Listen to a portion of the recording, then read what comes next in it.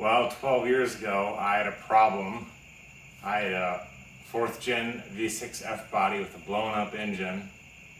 I apparently needed a project, and I found a $200 rolled over L67 Supercharged 3800 out of like a 98 GTP Grand Prix.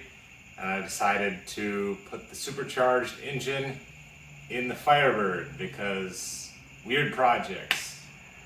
So that's the engine I put together in 2011. I still have it, however, it'll be the second chassis it's going into. So I'm fixing some problems on it while it's out before it goes back in the car. And I thought I'd do a quick rundown of how I did the supercharged engine out of a front wheel drive car in a rear wheel drive car. So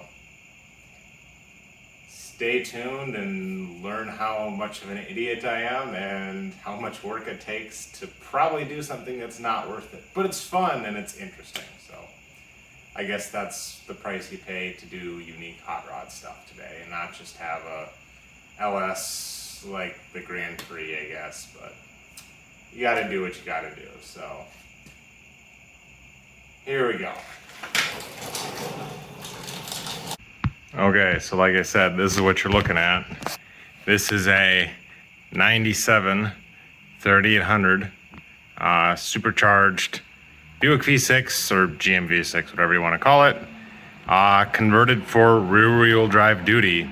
The number one thing you're going to notice is it looks like a pipe fitter went mad and welded a big elephant trunk to the back, aka what used to be the driver's side of the supercharger, and some billet fuel rails and some hoses and some tubes and all that. But basically,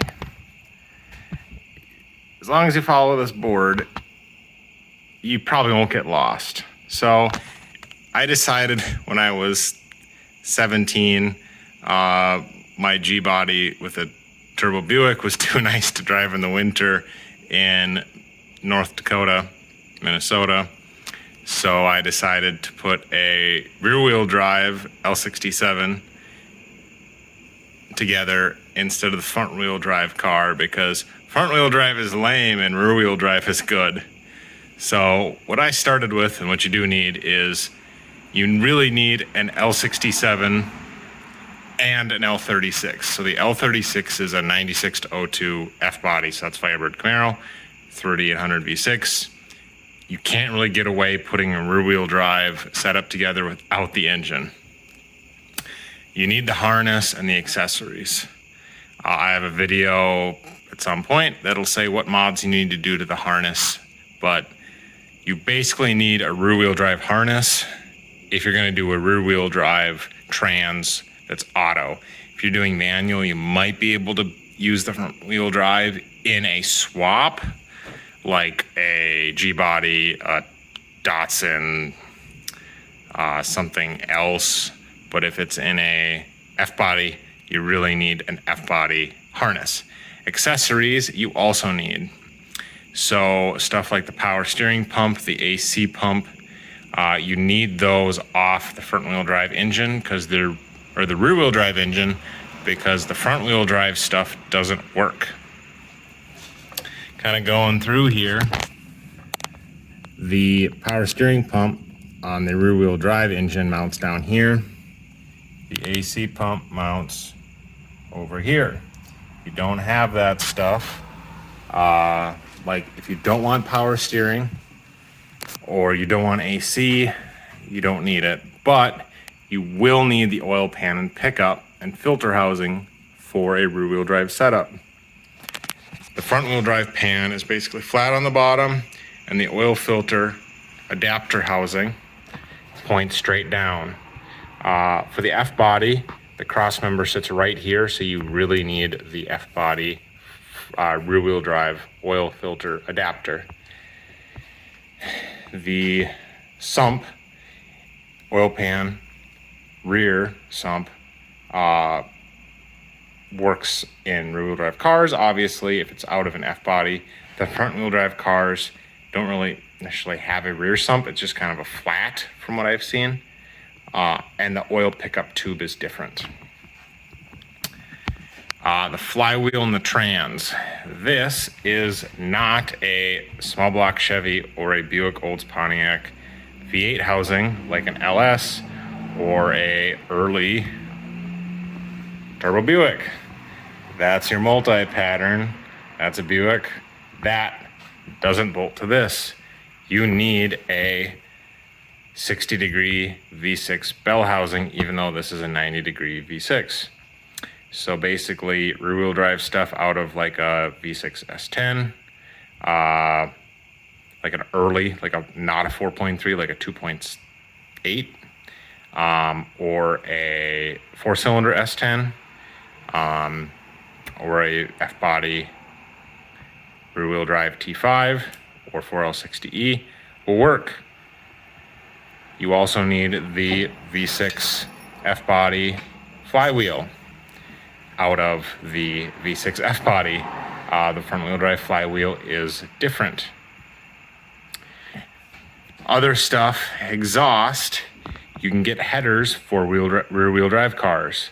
That's what I do have, some like Pacesetter mid-length ones that are just black painted mild steel. They make stainless ones, eBay copies. I can't say if they're good or not, but you need rear-wheel drive exhaust. Motor mounts. If you're gonna put in an F-body, you need F-body mounts. If you're putting in something else like the S10 or the Datsun or whatever, you make your own, but stuff from the F-body you need. In terms of the L67, again, a 96-02 W body, like Grand Prix Regal GS 3800, but like a Bonneville SSEI also would work. You need the long block. You could top swap it, like some people say, where you use the NA bottom end. The thing is, these are so cheap as assemblies these days. It's not like the tops are worth all that much less than just the whole damn thing. You get a better or a lower compression piston if you care. But everything just comes together. You need the heads up anyways off the front wheel drive blower cars, so just get the whole thing. You need the coil pack off the front wheel drive engine because that mounts here, and your factory coil pack on your V6 car F-body mounts kind of over the valve covers. I think on the passenger side where your throttle body needs to go, so it doesn't fit. This bracket does bolt right to and work with your front wheel drive engine, obviously, because it's off of a front wheel drive car, and a rear wheel drive accessories. The thing I did is modified, because usually the front wheel drive engine has a big bracket here to mount to the front unibody, and I just took a big bandsaw and cut that big bracket off. So all this is doing now is holding an idler and the coil pack. You're also going to need, like I said, the balancer on the front, because the balancer runs your blower. And like I mentioned, this idler down here is your blower idler. You're going to need that off the L67. Another reason why, like I say, it's better just to grab the whole L67. Valve covers also. The heads on a supercharged car are different than a normally aspirated car. They have the injectors in the head versus in the intake manifold, so you're going to need those. And then modifications. Obviously, the supercharger, fuel rails, and throttle body. The supercharger in the front wheel drive car, this throttle body flange mounts right flush here. You see this area here? That's usually where the throttle body sits. There's also another bolt hole here, which used to be here, and I cut that off. Then you have a coolant manifold, our coolant flowing through. You deleted that, or I end up deleting that, because you had, these are the coolant passages for ice and, you know, not icing stuff up. I haven't had an issue. And then your EGR, I got, obviously it's not there, so it's open in the back, which is fine just because it literally just goes through there that way. I put this whole blower in a big bandsaw, and I cut as far back as possible so that that bolt was still existing, and the boost bypass valve port sits right underneath here. And then these are two 90-degree Schedule 40 elbows from McMaster car. I just took the throttle body flange off, put it in, not that lathe, but a lathe, and cut the OD of the pipe to match the pilot diameter, basically, of this flange, and then had that welded on. I put two bungs in the back here for vacuum ports for like the brake booster, anything additional down the road. Vacuum source for like the HVAC, and had that welded so it's as low and as back as possible. So the firewall on the F-body V6 cars sits about right here. Basically, you won't be able to pull the blower off or the engine off the trans in the car. The engine has to come out. This intake manifold hits essentially right over those bolts, and on my chassis there's some rub marks from the engine actually rubbing on the firewall. This is as close as I could make it, and it still barely clears.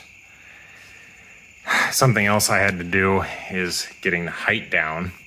This is very close to the cowl on the F-body because it sits about right here. So the back 2/3 of the engine, basically cylinders 4, 3, 4, 5, and 6, are totally covered by the cowl.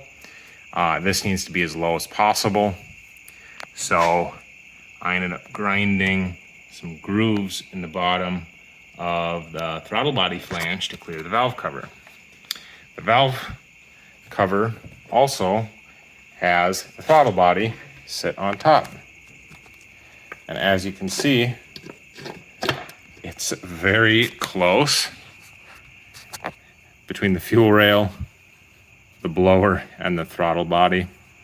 The throttle body also is essentially sitting within about 3/16 of an inch of the valve cover. So if you have an issue inside here, you're pulling the blower out. And to pull the blower out, you pull the engine out of the car.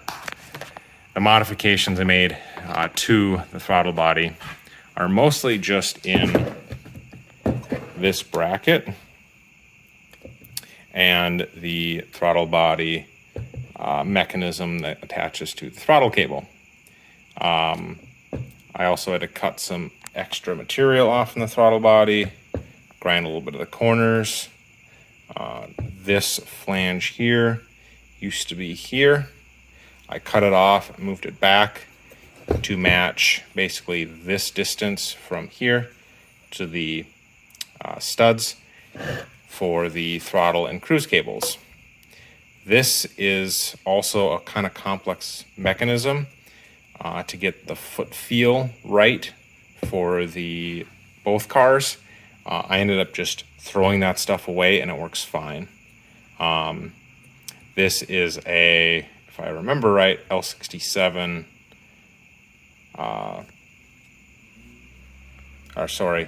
L32 rear wheel drive, or L36 F-body cam that I drilled the hole out, and then you can see welded on the eccentric, or like the D shaft out of another throttle body, and put that there. So this overall didn't get a ton of updates.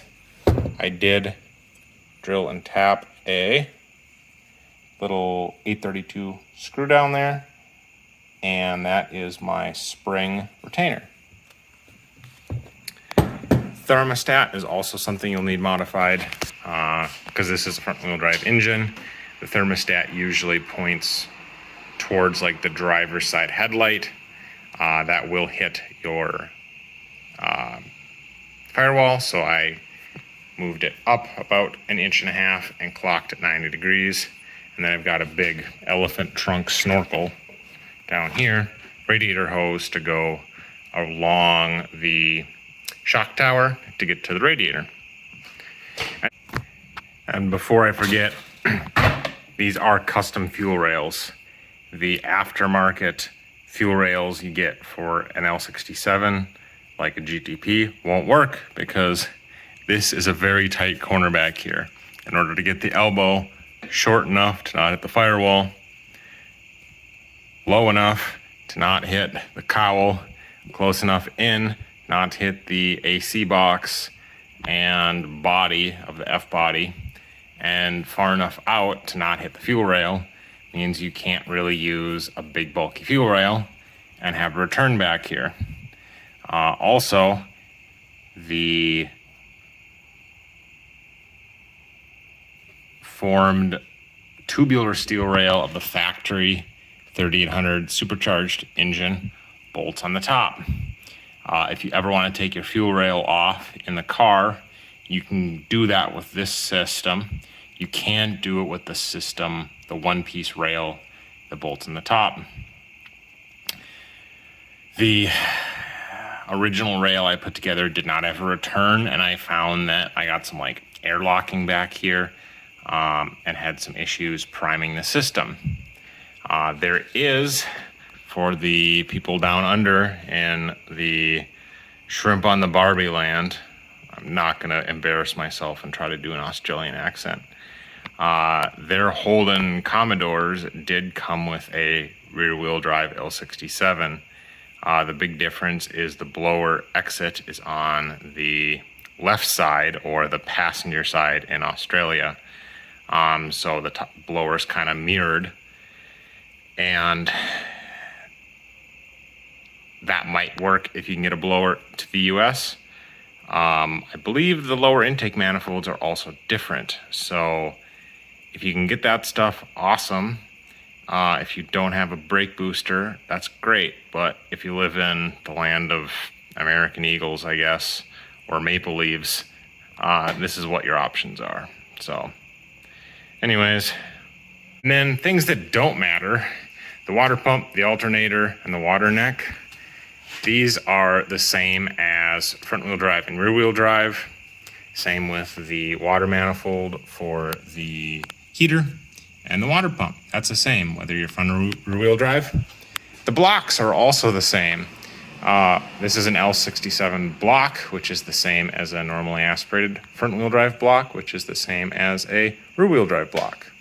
So that's basically what you need to know. It's a lot of work. It's very compact. You don't get a ton of horsepower, but it's cool. I've gotten more looks on it at a car show than a lot of other swaps. It knocks down like 30 miles per gallon on the highway, and it did run mid-12s in the quarter for like $3,200 or $3,500 back in 2016. So that's my swap. I've had fun with this engine. It's worth putting it back in. I put a lot of effort into it, but it's been rewarding. It's a fun, cool, compact, pretty efficient little powerful setup, and it's earned its keep. Learned a lot with it, so 12 years later, it's going back in. And that's a wrap, I guess. Thanks for catching me out, and it's time to go to bed because it's getting dark out there.